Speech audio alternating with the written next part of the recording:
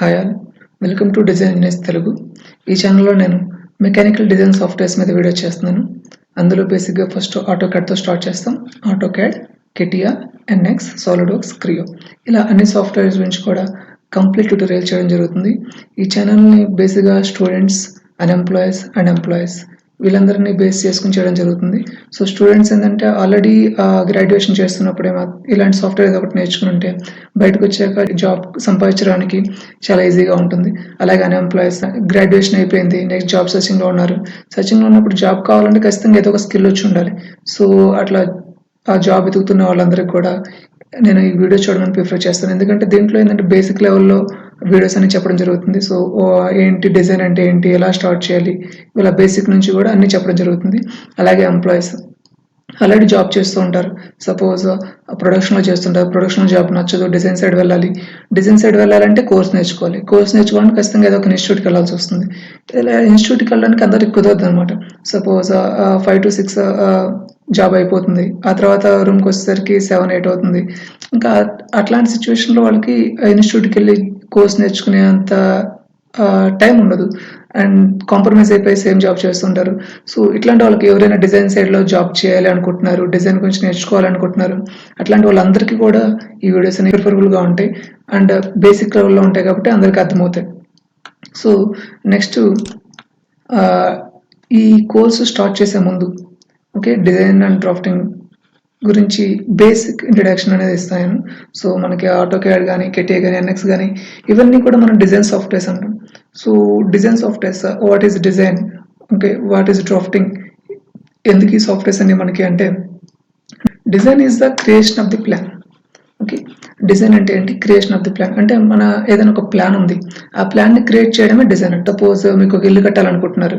ఇల్లు కట్టాలన్నప్పుడు మనకి ఏంటంటే ఒక దాంట్లో ఒక బెడ్రూమ్ ఉండాలి, వాష్రూమ్ ఉండాలి, కిచెన్ ఉండాలి, ఇలా మనకు ఒక ప్లాన్ ఉంటుంది. ఆ ప్లాన్ని క్రియేట్ చేయడమే డిజైన్ అంటాం. సో ఏంటంటే రియల్ టైంలో చేయకుండా మనం ఏం చేస్తామంటే డిజైన్ సాఫ్ట్వేర్లో చేస్తాం అనమాట. సపోజ్ మీకు ఒక ప్లాన్ ఉంది, దాన్ని క్రియేట్ చేశారు. సో ఆ ప్లాన్ అనేది వేరే వాళ్ళకి ఎలా అర్థమవుతుంది? అలా అర్థం అవ్వాలంటే డ్రాఫ్టింగ్ అనే లాంగ్వేజ్ నేర్చుకోవాల్సి వస్తుంది అనమాట. So drafting is the language for convey the plan. So drafting అంటే ఏంటి? మనం చేసిన ప్లాన్, మన దగ్గర ఉన్న డిజైన్ ఏదైనా సరే దాన్ని కన్వే చేయాలంటే ఒక లాంగ్వేజ్ వచ్చి ఉండాలి. ఆ లాంగ్వేజ్ డ్రాఫ్టింగ్. సో ఇందులో మనకి ఏంటంటే బేసిక్గా ఈ టర్మ్స్ ఎక్కువ అంటూ ఉంటాం, క్యాడ్, క్యామ్, సిఐ అని. ఇవన్నీ కూడా మన సాఫ్ట్వేర్స్ కింద వస్తుంటాయి. క్యాడ్ అంటే ఏంటంటే computer aided drafting and designing. CAM means computer aided manufacturing. CAE means computer aided analysis. So computer aided engineering అని కూడా అంటాం మనం. సో ఇది full form of CAE. So CAD లో ఇప్పుడు మనం డిస్కస్ చేసాం కదా, AutoCAD, CATIA, NX, SolidWorks, Creo ఇవన్నీ కూడా మనకి CAD సాఫ్ట్వేర్స్ కింద వస్తాయి. ఇక్కడ మనం డిస్కస్ చేయట్లేదు CAM సాఫ్ట్వేర్ గురించి. And CAE means computer aided engineering. ఇందులో మనకి అబాకస్ అండ్ హైపర్మెష్, యాన్సిస్ ఇవన్నీ కూడా మనకి సిఐ సాఫ్ట్వేర్స్ కింద వస్తుంటాయి అన్నమాట. సో అసలు ఎందుకు ఈ డిజైన్, ఎందుకు ఈ డ్రాఫ్టింగ్, ఎందుకు అలా డిజైన్ చేయాల్సిన అవసరం ఏంటి? ఈ జాబ్లో మనం ఏం చేస్తాం?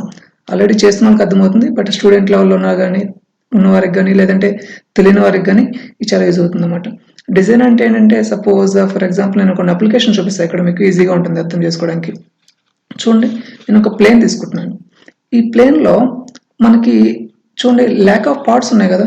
సపోజ్ సిట్టింగ్ ఉంది ఇక్కడ, అలాగే గ్యాలీస్ ఉన్నాయి, వింగ్స్ ఉన్నాయి, టర్బైన్స్ ఉన్నాయి.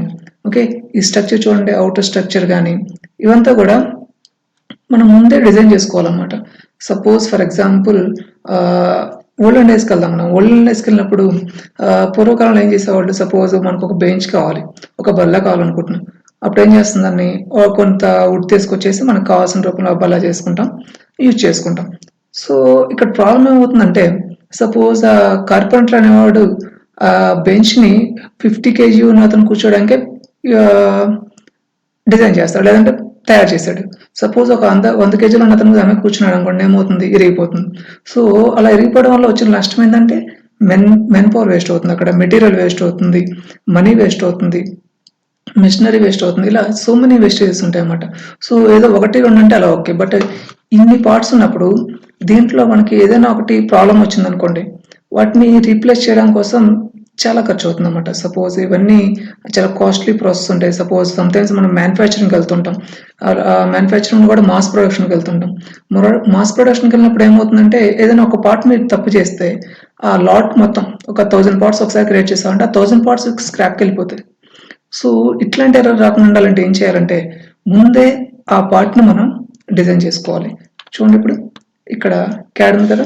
క్యాడ్‌లో మనకు కావాల్సిన పార్ట్ ఎలా ఉండాలి? ఎంత డైమెన్షన్ ఉండాలి? అలా స్ట్రక్చర్ ఎలా ఉండాలి? మెటీరియల్ ఏమి ఇచ్చేయాలి? ఇవన్నీ కూడా మనం క్యాడ్‌లో డిజైన్ చేస్తాం అన్నమాట. అప్లై చేస్తాం. డిజైన్ చేసి ఇక్కడ అప్లై చేస్తాం. చేసిన తర్వాత అది పర్ఫెక్ట్‌గా ఉందా లేదా? మన అప్లికేషన్‌లో పర్ఫెక్ట్‌గా యూజ్ అవుతుందా లేదా అనేది సిఐఈలోకి తీసుకెళ్తాం అన్నమాట. సిఐఈలో తీసుకెళ్ళి ఇక్కడ అనాలిసిస్‌లో చెక్ చేస్తాం మనం. సో సపోజ్ నేను వచ్చి బెంచ్‌ని చెప్పాను కదా! బెంచ్‌ని క్రియేట్ చేశాను. వుడ్‌తో క్రియేట్ చేశాను లేదా షీట్ మెటల్‌తో, స్టీల్‌తో దేంట్లో క్రియేట్ చేశాను. క్రియేట్ చేసిన తర్వాత మనకు తెలుస్తుంది కదా! దాని మీద ఎంత లోడ్ ఏస్తాం అనేది. ఆ లోడ్‌ని ఇక్కడ క్యాడ్‌లో చేసిన పార్ట్‌ని సిఏలోకి ఇంపోర్ట్ చేసి దీని మీద లోడ్ వేస్తాం అనమాట. సపోజ్ 50 కేజీ కావాలి. 50 కేజీ లోడ్ వేసాను. 50 కేజీ లోడ్ దాని మీద వేసినప్పుడు అది ఫ్రాక్చర్ అవుతుందా లేదా? సస్టైన్ అవుతుందా? లేదంటే ఎక్కడన్నా దాంట్లో వీక్ పాయింట్స్ ఉన్నాయా? ఇవన్నీ కూడా మనకు సిఐలో వస్తాయి. సో ఇక్కడ ఓన్లీ డిజైన్ చేస్తాం మనం. డిజైన్ చేసింది కరెక్ట్‌గా ఉందా లేదా అనేది సిఐలో చెక్ చేస్తాం అన్నమాట. ఓకే. సిఐలో చెక్ చేస్తాం. ఇక్కడ సిఐలో పాస్ అయిందనుకోండి క్యామ్ మిషనరీకి వెళ్తుంది. అంటే మ్యానుఫ్యాక్చరింగ్‌కి వెళ్తుంది. ఒకవేళ సిఐలో ఫెయిల్ అయిందనుకోండి సపోజ్ మీకు మీరు ఇచ్చిన థిక్‌నెస్ సరిపోవట్లేదు. లేదా మీరు ఇచ్చిన మెటీరియల్ దానికి సస్టైన్ అవ్వట్లేదు. అట్లాంటప్పుడు మళ్ళీ క్యాడ్‌కి వస్తుందన్నమాట. క్యాడ్‌లో వచ్చినప్పుడు మళ్ళీ మనం క్యాడ్‌లో ఆ మెటీరియల్ చేంజ్ చేయడం లేదంటే థిక్‌నెస్ చేంజ్ చేయడం ఇలాంటివి చేస్తాం. చేసి అగైన్ మళ్ళీ సిఐకి పంపిస్తాం. సిఐలో మళ్ళీ టెస్ట్ చేస్తారు. టెస్ట్ చేసిందా పర్ఫెక్ట్‌గా ఉంది అనుకున్నప్పుడు మ్యానుఫ్యాక్చరింగ్‌కి వెళ్తుందన్నమాట. సో ఇట్లా చేయడం వల్ల మనకు ప్రాబ్లమ్ ఏం రాదంటే మెటీరియల్ వేస్ట్ అవ్వదు, మ్యాన్ పవర్ వేస్ట్ అవ్వదు. సో ఇక్కడ ఏంటంటే ఈజీగా మనం ప్రాసెస్ అంతా చేసేయచ్చు. బట్ అదే మనం రియల్ టైంలో చేసామనుకోండి దీంట్లో ఏదైనా ప్రాబ్లమ్ వచ్చింది. సపోజ్ ఇక్కడ సిట్టింగ్ ఉంది చూడండి. ఈ సిట్టింగ్లో మనం ఏదైనా రిక్వైర్మెంట్ ప్రకారం చేయలేదు. అట్లాంటప్పుడు ఏమవుతుంది ఇవన్నీ మార్చాల్సి వస్తుంది. సో ఒక్కొక్క సిట్ ఒక రకంగా పెట్టుకోలేం కదా. సపోజ్ ఇక్కడ చూడండి మీకు ఆటోమేటిక్ సిస్టమ్. దీంట్లో కూడా మనకు చాలా పార్ట్స్ ఉన్నాయి. చూడండి లైటింగ్ ఉంది, సస్పెన్షన్ సిస్టమ్ ఉంది, స్టీరింగ్ సిస్టమ్ ఉంది, బ్రేకింగ్ సిస్టమ్ ఉంది, హెచ్విఏసి ఉంది, బాడీ ప్యానల్స్ ఉన్నాయి. ఇలా చాలా పార్ట్స్ ఉంటాయి. ఒక పార్ట్స్ మీరు ఫిజికల్ వరల్డ్‌లో ఎక్కడైనా సరే ఒక ఆర్టిఫిషియల్ పార్ట్ ఏదైనా చూస్తున్నారంటే అది ఖచ్చితంగా ఒక డిజైనర్ చేసింది. సో మనం దాన్ని ఇప్పుడు సపోజ్ నేను కూర్చున్న చైర్ ఉంది. ఈ చైర్‌ని నేను కూర్చోడానికి ముందు, తయారు చేయడానికి ముందు ఒక డిజైనర్ ఇలా ఉండాలి.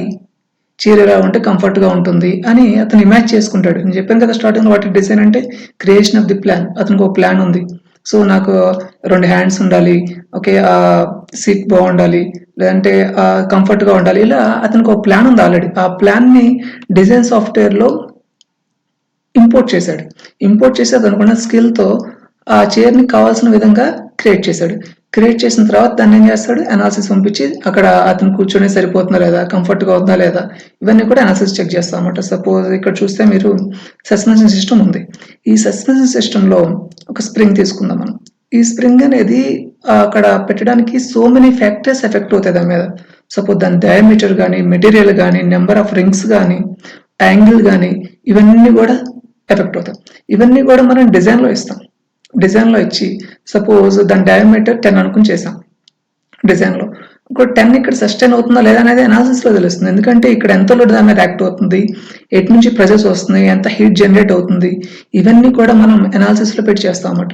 సో రియల్ టైమ్‌లో ఎలా అవుతుందో ఆల్మోస్ట్ సేమ్ అలాగే అవుతుంది అన్నమాట మనకి అనాలిసిస్‌లో కూడా. సో ఆ రిజల్ట్ మనకు ముందే తెలిసిపోతుంది. రిజల్ట్ మనకు ముందే తెలిసి మనం జాగ్రత్త పడతాం అన్నమాట. ఓకే అలా చేయొద్దు, ఇలా చేయాలి. ఇంకా ఇంప్రూవ్మెంట్స్ ఏం చేయొచ్చు. ఓకే ఇవన్నీ కూడా మనం ఒక డిజైన్ సాఫ్ట్వేర్, ఒక డిజైన్ ఇంజనీర్ మాత్రం చేస్తాడనమాట. సో ఎవరైతే డిజైన్లోకి రావాలనుకుంటున్నారు, డిజైన్ సాఫ్ట్వేర్స్ నేర్చుకోవాలనుకుంటున్నారు, డిజైన్ మీద ఇంట్రెస్ట్ ఉంది, ఓకే అట్లాంటి వాళ్ళందరికీ కూడా ఈజీగా ఉండటం కోసం నేను ఈ సాఫ్ట్వేర్ స్టార్ట్ చేశాను. So prefer all the students, employees వీళ్ళందరినీ కూడా ఈ ఛానల్ చూడండి. అండ్ మీకు ఏమన్నా సజెషన్స్ ఉన్నాయి, ఇంకా డిజైన్ గురించి మీకు ఇంకా నేర్చుకోవాలనుకుంటున్నారు, అట్లాంటి కామెంట్ చేయండి. సో నేను అవన్నీ కూడా డిస్కస్ చేస్తాను ఇక్కడ. Thank you so much.